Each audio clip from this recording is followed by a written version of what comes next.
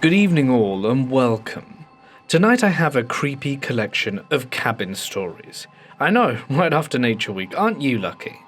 This is special thanks to the birthday girl, Lorraine.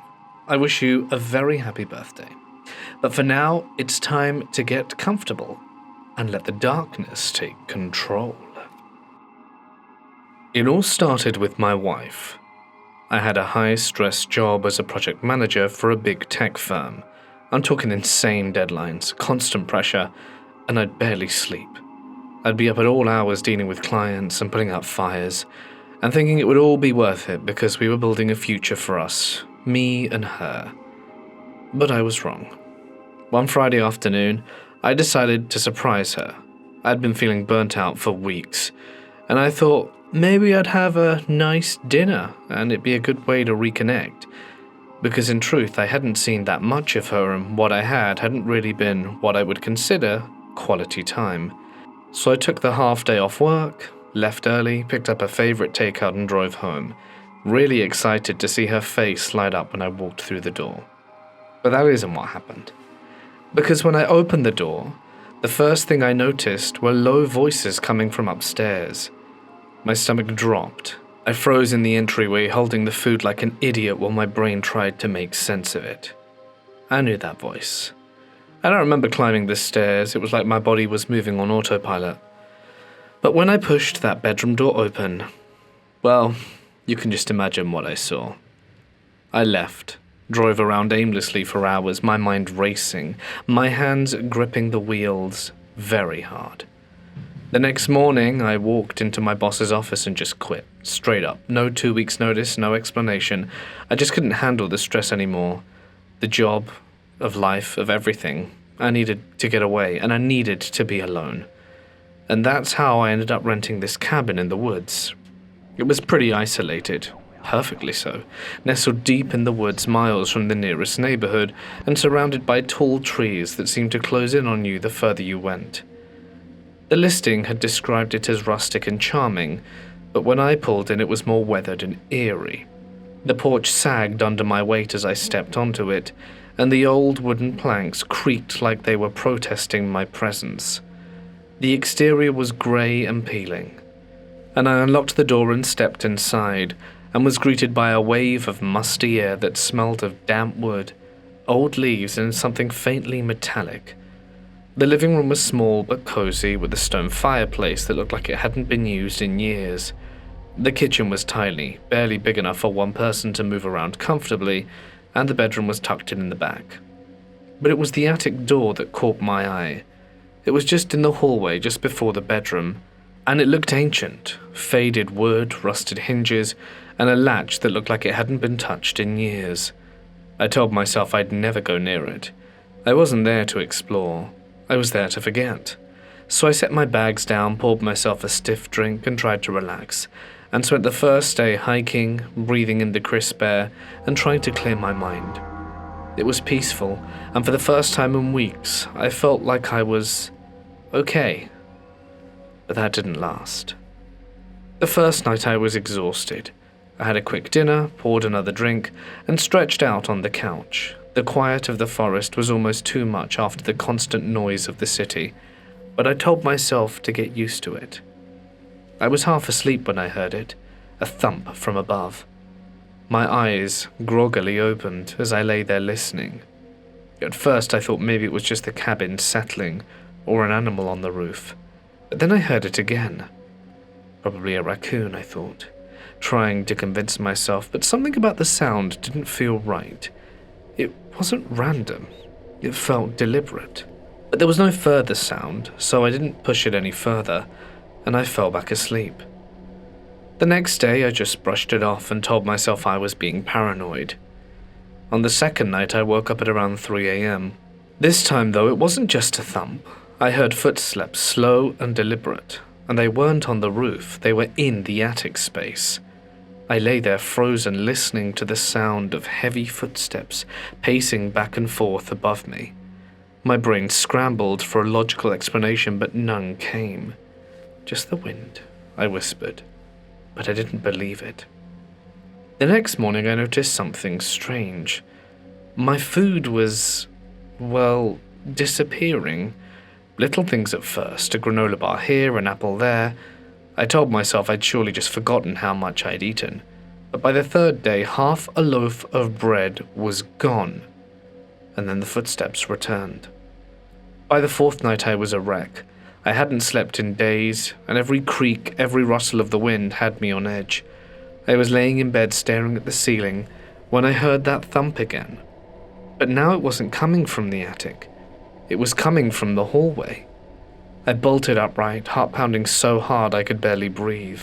The fire poker I'd left by the hearth was suddenly my best friend. I grabbed it with both hands and crept slowly towards the hallway, my footsteps barely making a sound. That's when I saw it. The attic door was open, and my blood turned to ice. I stood there staring at the darkness beyond the opened hatch, the air thick and heavy, with some fear I couldn't describe. I should have turned around, I should have just grabbed my keys and left, but I didn't. I pulled the string for the attic light. The light flickered on, casting dim, yellowed light into the attic, and at first I didn't notice anything. Rotting garden furniture, an umbrella that had seen better days, and that's when I saw a wrapper glinting in the light. I looked further as I took one step higher, and I noticed the remains of food. My food. That's when I heard something from downstairs, and I looked. It was a man. His eyes wide and wild, his skin dirty, covered in sores, and the clothes hanging off him looked like tattered rags. His hair was matted and his face, well, he looked hungry.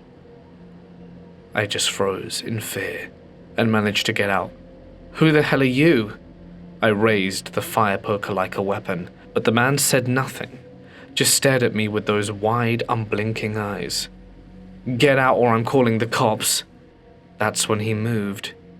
He bolted towards me, faster than I thought possible, and I jumped off the stairs, nearly dropping the poker, and managed to avoid him. And then he pivoted and ran into the kitchen. For a moment I thought I'd won, but 2 seconds later he had returned with a huge knife. I didn't wait to see what he was going to do. I bolted.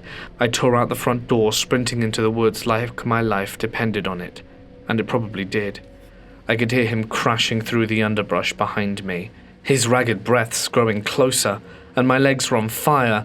My lungs felt like they were going to explode, but I didn't stop. I couldn't. Branches whipped against my face, and I stumbled more than once, but somehow I kept going. And I finally saw it, my car. I practically threw myself at it, fumbling with the keys, my hands shaking so badly I could barely get the door open. I slammed it shut, locked it, and jammed my key into the ignition. The engine roared to life and I floored it, tearing down the dirt road, not daring to look back until I was miles away. I called the cops as soon as I had cell service, and they searched the cabin, but the man was gone. All they found was a nest of filthy blankets and scraps of food in the attic. He'd been living there, watching me. They never found him. To this day, I can't go near a cabin, or any isolated place for that matter, without feeling the hair on the back of my neck stand up. And if you ever find yourself in a remote cabin and alone, for the love of God, please check the attic. Back in middle school, we had a weekend school trip to camp. The class was split into 2 cabins, one for the boys and one for the girls. The layout of the girls' cabin was simple. You walked in through the front door in an open main room, and in the left, there were 2 sets of bunk beds, with a single bed nestled between them. To the right, there was a small closed-off room where the teachers slept. The bathrooms were just beyond that, while a long room stretched to the left with 2 rows of additional bunk beds. Most of the girls cramped into the back room, but my friend group was lucky enough to snag the bunks in the open main room. I took one of the bottom bunks, which seemed like a good idea at the time. The first night was exactly what you'd expect, staying up way too late, laughing, whispering, and messing around until we all passed out, nothing unusual. But the second night, that was different. We had fallen asleep by midnight, exhausted from a long day of activities. But at some point during the night I woke up. I wasn't sure why at first. It was that weird kind of waking when you're still half asleep and not fully aware. I fumbled for my flip phone under my pillow and flipped it open. The time read 2:07 a.m. I sighed, figuring I just needed to shift positions, and I sat up a little, stretched, and started to turn over, moving away from the wall to face the open room. But the moment I was almost fully turned over, I froze. Someone was standing in the middle of the room. A boy. He was pale with short blonde hair and wore a simple t-shirt and shorts, exactly the kind that any kid at camp might be wearing. But something was wrong. Even in the dim moonlight streaming through the windows between the bunks, I could see he had no eyes, just two dark empty voids where his eyes should have been. But somehow he was looking right at me. I felt it, his gaze locked onto mine, unblinking, hollow and unsettling. I couldn't move. I just lay there paralyzed, staring back at him. It felt like an eternity, but it was probably only about 15 seconds. Long enough for my pulse to start pounding in my ears and my skin to go ice cold. I kept a small flashlight right next to my phone on the bed. I started to reach for it, never taking my eyes off the boy. My fingers brushed against it and I carefully brought it up, heart hammering, hand shaking just enough that I had to steady myself. Click. The flashlight beam filled the room and the boy was gone. There was nothing, just the quiet hum of the night and the faint rustle of leaves outside. My breath came out shaky, and I realized I'd been holding it the whole time. I turned the flashlight off for a few seconds, not wanting to wake anyone up. And that's when I heard her, a quiet voice from the bunk above mine. "Did you see him too?" My heart nearly stopped. It was my friend. She had seen him as well. "Yeah," I whispered, barely able to form the word. Neither of us said anything after that. I turned back over facing the wall this time and pulled the covers up tight. I lay awake for a long time, my mind racing, my heart pounding, but eventually exhaustion won. I don't know how I fell asleep, but I did. And thankfully that was our last night at the camp. We left that morning, but the memory of that night followed me home. I'd never seen the boy again, but I will never forget those hollow eyes, and knowing that I wasn't the only one who saw him. I've always been a skeptic when it comes to ghosts. Even now I tell myself there's probably some rational explanation for what happened, but sometimes late at night, when the memories creep back in, I can't help but wonder. 17 years ago I arrived to Cambodia as part of the TEFL program, eager to teach English and immerse myself in a new culture. I had been placed in a small town outside of Phnom Penh, where the streets were lined with palm trees and the air was thick with the scent of incense and street food. My abode was a rustic cabin, its walls cracked and weathered by time. It wasn't much, but it was home. It happened to be directly across the street from an ancient Buddhist temple, with its golden spires gleaming in the sunlight. At night, though, the temple took on an entirely different aura. The graveyard beside it, with its moss-covered headstones and flickering candles, seemed to hum with an energy I couldn't quite explain. I told myself it was just my imagination, the result of being in a new place with a rich and unfamiliar history. It began with the lights. I'd wake up in the middle of the night to find them flickering on and off, as if someone was playing with the switch. At first I brushed it off as faulty wiring. The building was old after all. But then the TV started doing the same thing. It would suddenly turn on, blaring static at full volume. Even then I would always keep the volume low when I watched it. The first time it happened I nearly jumped out my skin. The static was deafening, and the screen's eerie glow cast strange shadows across the room. I'd turn it off, only for it to happen again. I would end up unplugging it. I rationalized it as the humidity affecting the electronics. Maybe it was the power grid in the area, but deep down, I couldn't shake the feeling there was something fundamentally wrong going on. One day while exploring the neighborhood, I met an elderly woman I'll just call Sray Mum.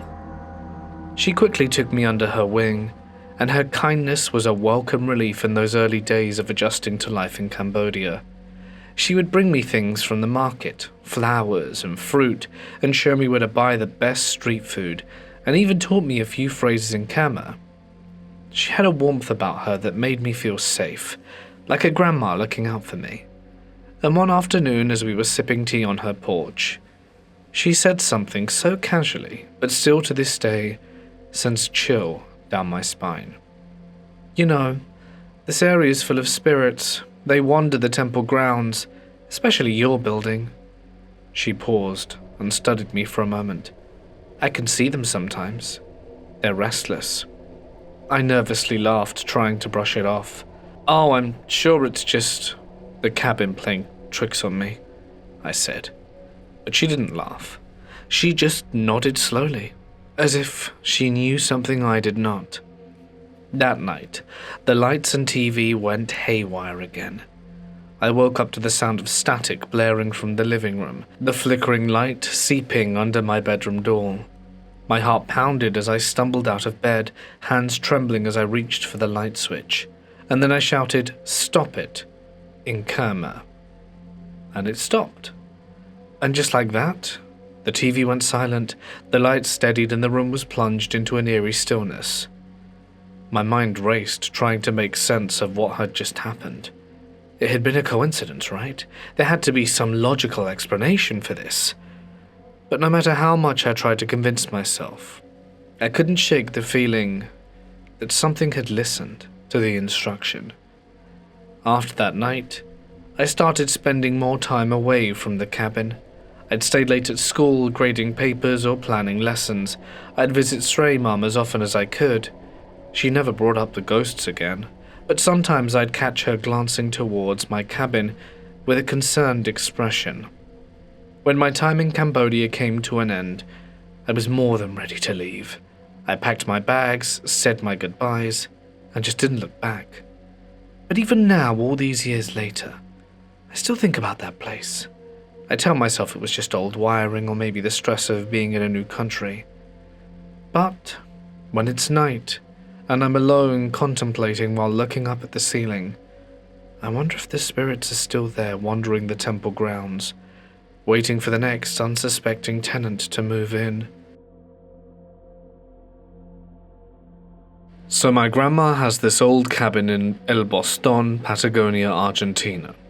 It's been in our family for 3 generations, but originally it was built by some settlers who first owned the land. My ancestors bought it way back, and it's been ours ever since.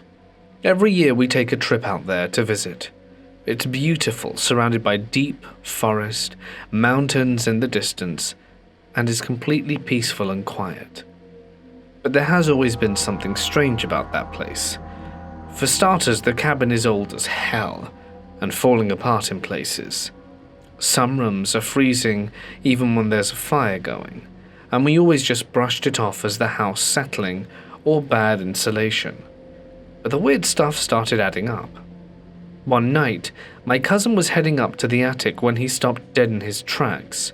He swore he heard whispers coming from above, soft like someone was having a hushed conversation. He freaked out and bolted back downstairs, pale as a ghost. We checked, but of course the attic was empty, except for the usual boxes and stuff. And it wasn't just him. We've all heard footsteps upstairs when no one's there. Loud, deliberate pacing, like someone is walking back and forth. And every time we go and look, nothing. The floor is still. Then there was the time my aunt was on a video call with my mum. They were chatting like normal when my aunt suddenly stopped mid-sentence, her face going completely blank. "Who's behind you?" she asked. My mum turned, but there was no one there, and my aunt swore up and down she saw a dark silhouette standing in the corner of the doorway behind her. Another time, my cousin was on video call from the cabin, and he actually caught something. The audio got all weird, like heavy breathing in the mic, and for a second there was this flicker of a shadow moving across the screen. We watched it back so many times, trying to make sense of it, but there simply was no logical explanation for it. It's not just noises and weird stuff either. Stuff moves around by itself. Keys left on the counter will show up in a different room. Cups would change positions overnight. The lights flicker randomly, even though we've checked on the wiring a million times. The worst part, though, is the feeling of being watched. It's the strongest near the attic stairs where my cousin heard the whispers. If you stand there alone at night, it feels like someone is just out of sight staring at you. It's an awful, skin-crawling kind of sensation. And yet, despite all this, we keep going back. It's our family's place, but at this point I'm convinced we're not the only ones still living there. We haven't really done anything about it though, because we're not into bringing a priest or anything in. And honestly, nothing really has happened to us, so I guess we're just gonna live with it. But all the same, it's still very creepy.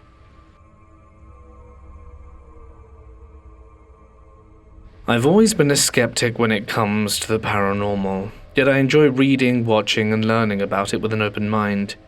I believe that an open mind is a growing one. Whether this was paranormal or something else entirely is up for debate. Every summer, usually mid-July, my friends and I would spend a few nights at Zeke's family cabin, which was located deep in the North Canadian wilderness on a remote forested lake. For most of our childhood, Zeke's dad accompanied us, sometimes along with our own fathers. By the time we reached our junior year of high school, we felt mature enough to make the trip on our own without adult supervision. To help you picture the cabin, it sits on a secluded island surrounded by dense forest and accessible only by boat. We would park on a gravel road across the lake, and then take a half-mile boat ride to reach the cabin. While there were other cabins on the island, the nearest one was at least a quarter to half a mile away, accessible only by a narrow man-made path through the woods. The cabin itself is a small and rustic one level with 2 bedrooms, a combined kitchen, and living room. The bathroom is in the back. Each room has at least 1 window, all without curtains, allowing an unobstructed view of the woods and the lake. As a kid, I often felt uneasy at night, imagining someone peering through those open windows. Yet after many visits with no incidents, I had grown more comfortable.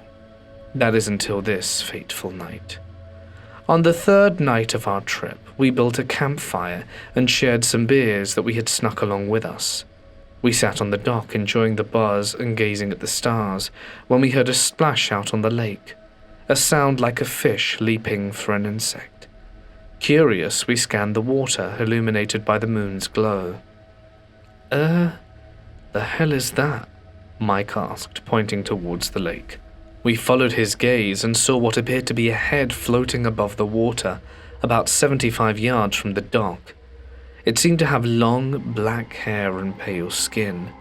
The features were indistinct, like a mask without eyes, nose, or mouth. My entire body tensed with fear, as every hair stood on end. "It's probably a loon," I suggested, trying to calm the group. Loons are common on lakes like this, known for diving underwater to hunt. Still, this so-called head didn't move and didn't create any ripples, and remained unnervingly still. Unnerved, we retreated to the campfire, cracking the flames higher before heading inside. Later, I went out to relieve myself. I glanced at the lake and froze. The pale hair-covered object had moved closer, now only 40 yards from the dock. The moonlight revealed more detail. It had a faintly discernible nose, its face angled upwards as though staring at the cabin. Panicking, I ran inside to alert the others. They joined me at the window and saw the same thing. "It's just a log," Adam said unconvincingly. We clung to that theory despite the absence of ripples and the way it had shifted position so deliberately. Hours later, the head was gone. We felt a fleeting sense of relief and tried to sleep. Adam and I laid down in the living room where Zeke and Mike took the bedrooms. The windows remained open to let in the cool summer air, and as I lay there, my eyes squeezed shut. That's when I heard footsteps outside, slow, deliberate steps near the fire pit at the bottom of the stairs. The sounds shifted to the wooden docks, where boots clicked softly against the planks. I held my breath as the steps moved towards the cabin stairs. 2 steps creaked, then stopped. After a moment of silence, the footsteps retreated, sprinting down the forest path. "Adam?" I whispered. "Did you hear that?" His eyes widened with fear, as he replied that he had. Suddenly, Mike burst in from his bedroom, pale-faced, declaring we needed to leave. I asked him why. He went on to say that he saw someone at my window. He turned over in bed, and there was just a face watching him from the top right corner, pale skin and black hair, and one eye staring at him. Realization hit us. The window's top corner was nearly 8 feet off the ground. Either someone was standing on something or they were unnaturally tall. Panic overtook us. We packed our essentials in minutes and leaving the cabin in disarray. As we descended the stairs, we noticed bare footprints in the dirt leading around the cabin and towards the woods. We sprinted to the boat, untied it, and sped across the lake. No one dared looking back. When we reached the car, we drove in silence until Mike broke down sobbing, asking what the hell it was he saw. The next weekend, Zeke's dad returned to the cabin. He experienced nothing unusual, but did find the same barefoot tracks circling the property. We never figured out what we saw that night. I haven't returned to the cabin since, nor has Mike, Adam, or Zeke gone back the following summer. Maybe it was a cruel prank. Maybe it was something more. But either way, something watched us that night, standing unnaturally tall with ghostly skin and hair as dark as the water beneath it. Some things are probably best left unexplained.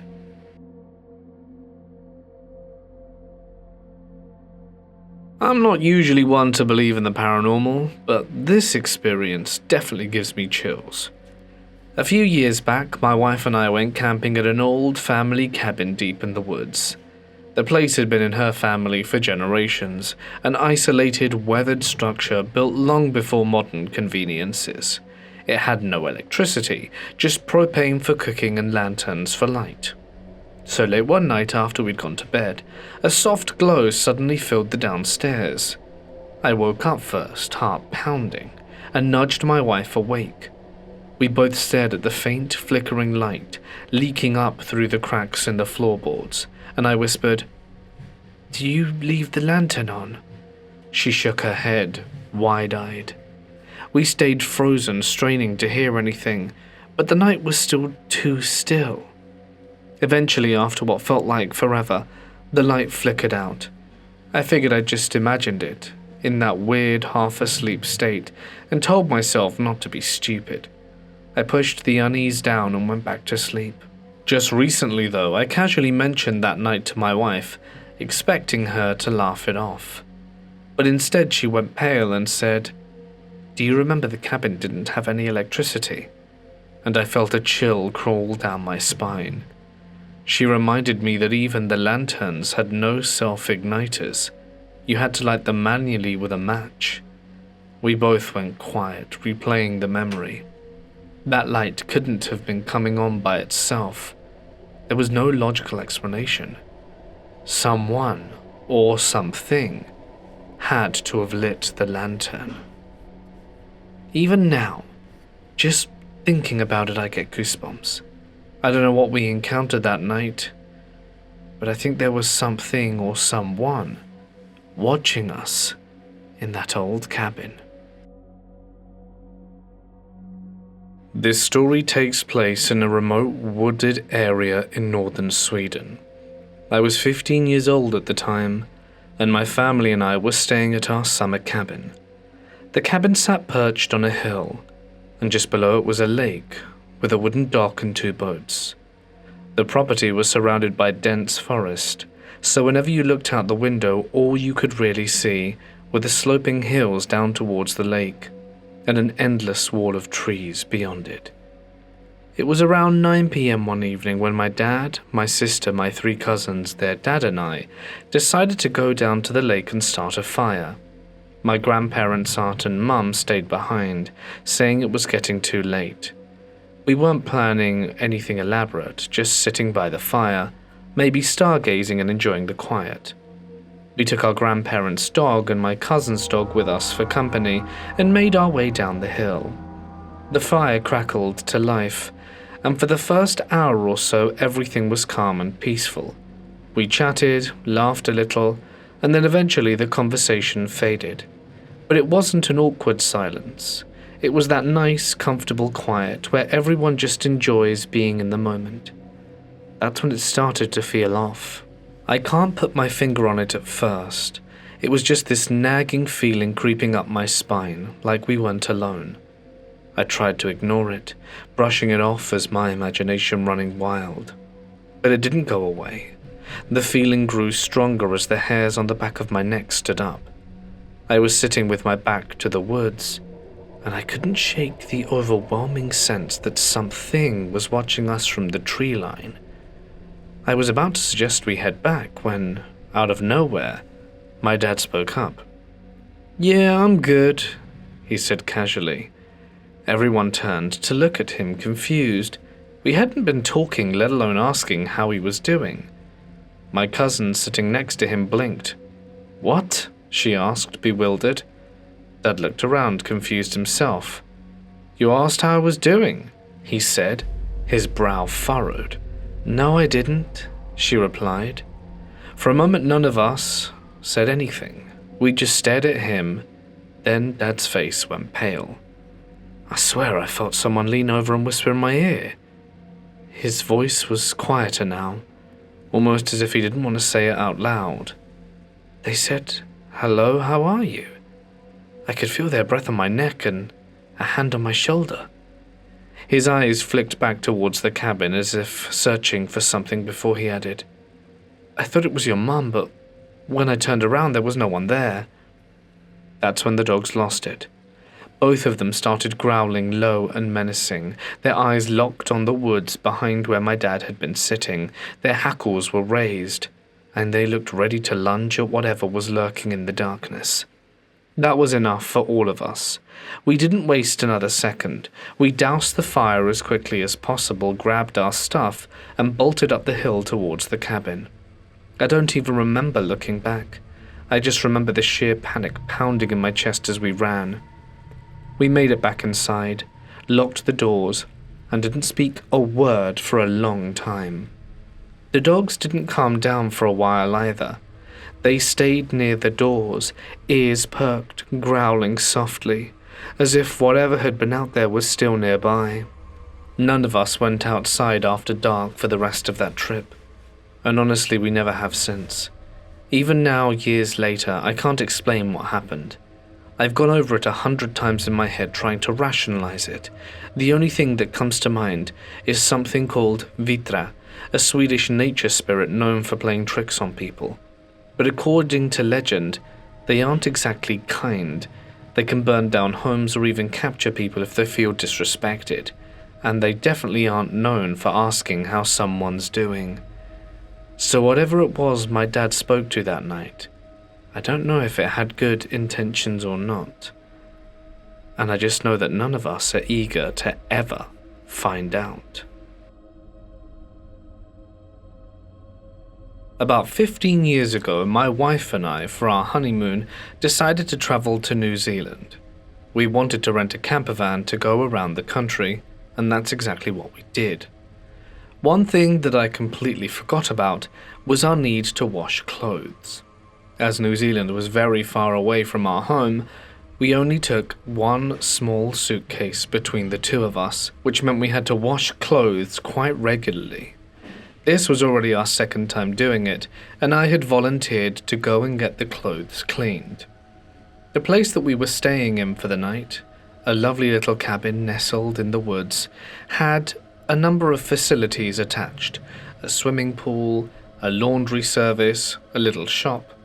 So I told my wife that she could just read her book, and I would wait around until the laundry was done. I had my Nintendo, and I would be plenty entertained until everything was done. I didn't mind waiting around so much. One thing that I should probably specify is that this place had one washer and one dryer. So I wanted to sit around and make sure no one sniped the dryer while I was washing it. Although it was unlikely, I wanted to be sure of it. So I threw everything in, fumbled with my coins, and sat down and started playing my game while listening to the rumbling of the machine. I was quite content. That's when I looked to the right, as I felt a disturbance in the force. There was a man standing at the entryway of the little washing cabin. I looked over at him and said, "Sorry, buddy, the laundry's in use. I'll be another 40 minutes. I looked back at him, and he gave a little nod. Didn't really say anything. I looked back at my game, and after a few seconds I noticed I hadn't seen him move away, which was a bit creepy. But I looked back and he had gone. He had retreated back to where he had come from, no doubt, and I really didn't think much of it. So the washing finishes, I move it into the dryer, and when the drying was done, I load everything into the basket and start making my way out of the little cabin. Just as I'm navigating the threshold of the door of the little cabin and trying to close it behind me, do I nearly have a heart attack and die on the spot. The man was standing in the corner, very eerily, and I had almost crapped myself because I hadn't expected him to be there. I hadn't expected anyone to be there, in all honesty, and it really gave me a fright. I drop my basket and yell out a few choice words and say, "Oh, sorry man, I just wasn't expecting to see anyone there." He just stared straight at me and didn't say another word. He didn't move, he didn't breathe. I looked at him, picked up my basket, and looked up again. And he was gone. I don't mean he'd walked elsewhere. I mean he was there, and in 2 seconds he no longer was. I wasn't entirely sure how to process it at that moment, but I picked up my basket and hastily made a retreat back to the cabin where my wife and I would be spending the night. And that was pretty much it. In the morning when I was doing checkout, the guy at the desk asked how our experience was, where we were going next, just the general chit-chat. As we were just saying our farewells, my wife chimes in, "Tell your ghost to stop staring, people," and has a little chuckle. I didn't really feel comfortable with her sharing that, but I think the mood was just so generally positive that she probably didn't think much of it. I had of course told her what I'd seen, and she kind of dismissed it, saying I was probably tired. The guy looks at us, and you could tell by his face that the whole atmosphere had changed. "Ah, so you saw Simon then?" We both look at each other. Who's Simon? We were missing valuable context. He goes on to elaborate that Simon had worked here for a number of years and unexpectedly passed away about 10 years ago. They say that his ghost still lingers around the place, and that was pretty much it. Whether he never intends to scare anyone, he just likes to be about. The proprietor himself had seen him on several occasions and had this desk clerk. We kinda just have a little laugh and leave.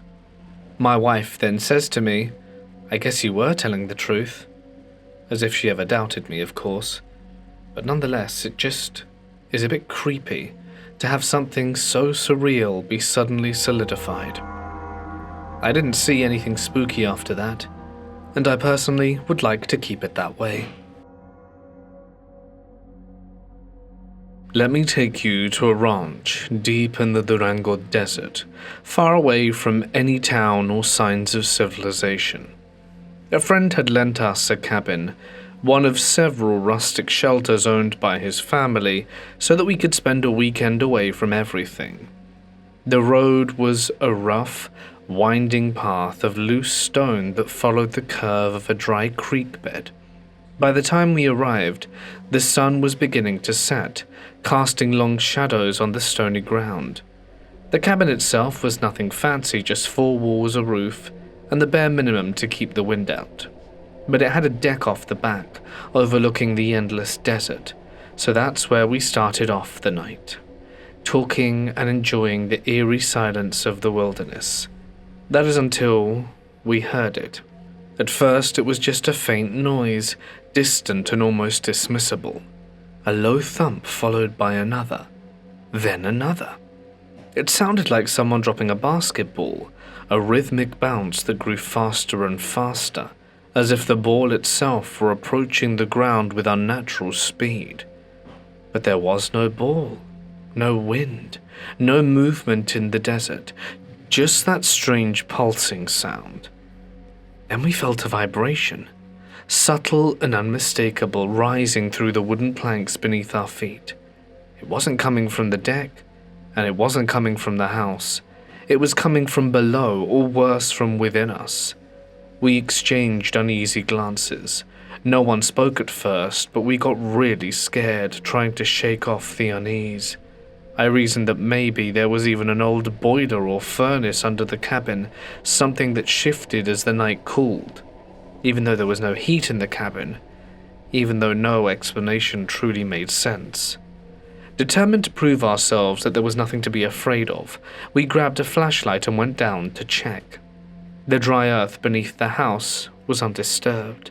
No pipes, no machinery, and no sign of anything that could make a noise like that. Just silence. Then it happened again. The same sound. The same rapid thumps. This time they were louder. The vibrations even felt in our bones. We panicked.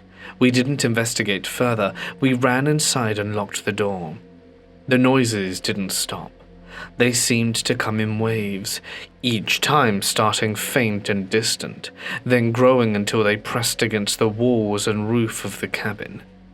We talked about leaving, but the road back was treacherous at night. Besides, something told us whatever this was, it wasn't the kind of thing you could outrun. One of my friends, a local, was visibly shaken. He finally spoke up. "People say there are bad spirits here, or witches." No one laughed. No one dismissed him. The desert has always been a place of mystery, and tonight it felt like we were trespassing on something ancient and angry.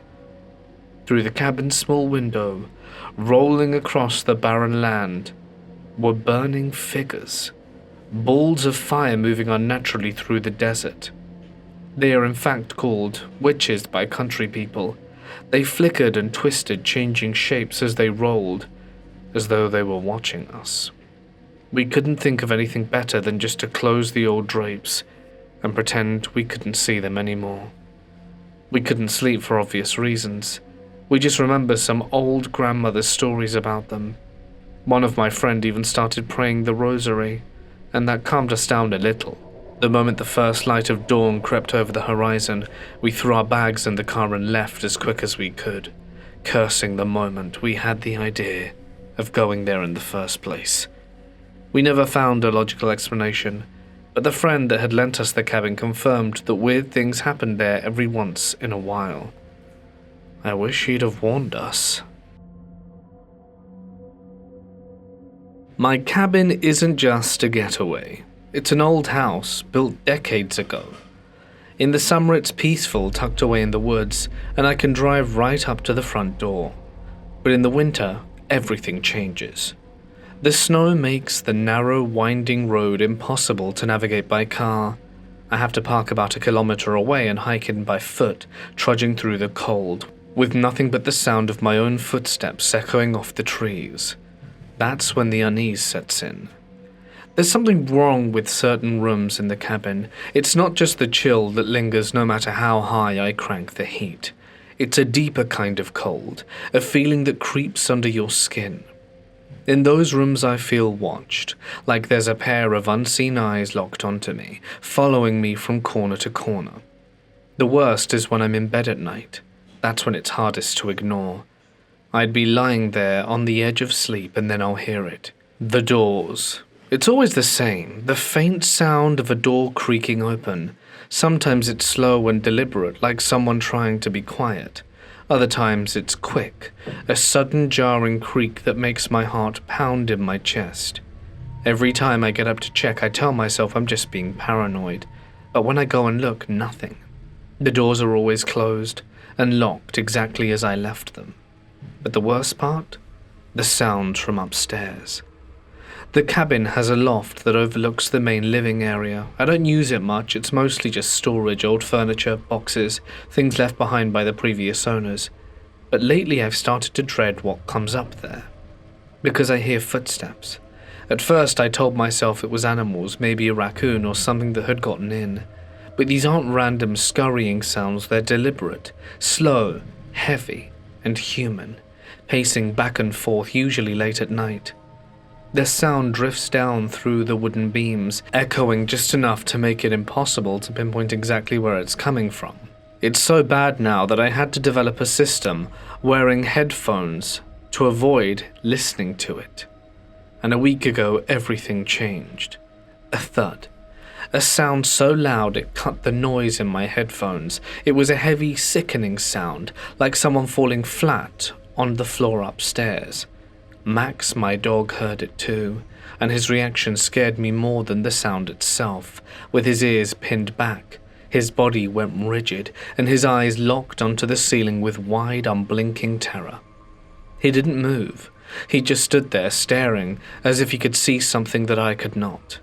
"Max, what is it, boy?" His muscles were coiled as if he was ready to bolt and didn't move. Nothing followed. No more footsteps, no more creaks, just silence. I haven't told anyone about this, but part of me is afraid that they'll just laugh it off, telling me I'm imagining things, but deep down I know it isn't in my head. I did some research a while back trying to learn more about the cabin's history. I know it was used as a permanent home a long time ago, maybe in the 50s, but beyond that there's nothing. No details about who lived here or what happened to them. It's like they vanished. I learned to mostly ignore most of it, or at least pretend it's not happening. But after that night, I don't know if I can keep doing this. I can't shake the feeling that whatever's up there, whatever's watching me, is getting bolder. And I don't think it's gonna stop. And that concludes tonight's cabin stories. If you enjoyed, please don't forget to let me know down below. And if you would like your name at the start of a video on your birthday with a little birthday message, find the information on Patreon if you are so inclined. A huge thank you, as always, to my members and patrons whose names can be seen on screen. They get some cool perks for signing up, if you fancy it. But that's it from me. If you want to watch more, links on screen now. Stay awesome, and I'll see you in the next one. Good night.